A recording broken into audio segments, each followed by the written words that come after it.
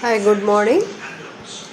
Next, we discuss about the working of the programs listed here.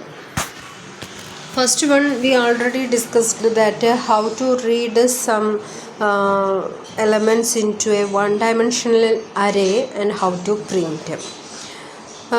After that, here we discuss in this program that how read and print the elements,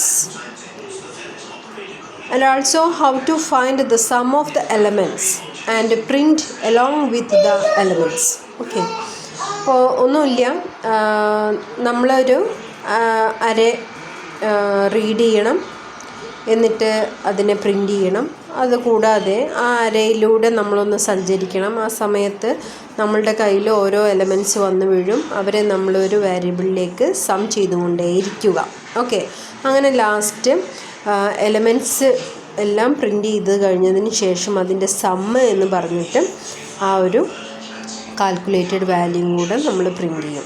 so അതിന് എഴുതിയിട്ടുള്ള പ്രോഗ്രാമാണ്. അപ്പോൾ first of all stdio.h conio പിന്നെ വേണ്ട എന്ന് സ്ഥിരം പറയുന്നതാണ് Ubuntu ആയതുകൊണ്ട്. അതുകൊണ്ട് തന്നെ അതുമായി ബന്ധപ്പെട്ടിട്ടുള്ള get clr scr ഫങ്ഷൻസും നമ്മളിവിടെ യൂസ് ചെയ്യുന്നില്ല. പിന്നെ നമുക്ക് നെക്സ്റ്റ് വേണ്ടത് വോയിഡ് മെയിൻ. ഓക്കെ, പിന്നെ നമുക്ക് വൺ ഡയമെൻഷണൽ അരയാണ്.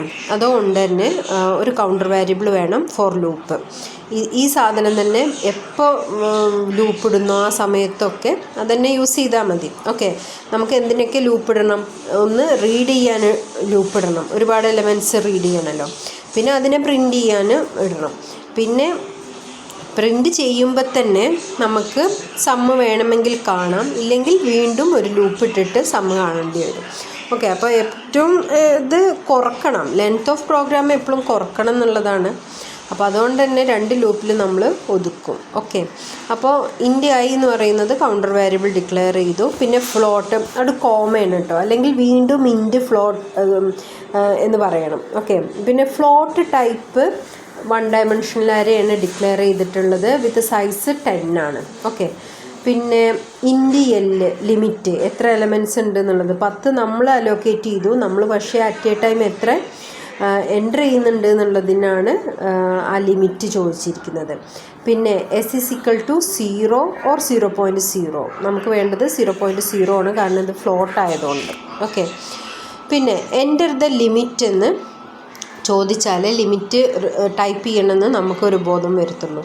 അപ്പോൾ എൻ്റർ ദ ലിമിറ്റ് പ്രിൻ്റ് സ്കാൻഎഫിൽ %f വേണ്ട, കാരണം ലിമിറ്റ് എപ്പോഴും ഇൻറ്റിജറാണ്. അത് ഇതെഴുതിയ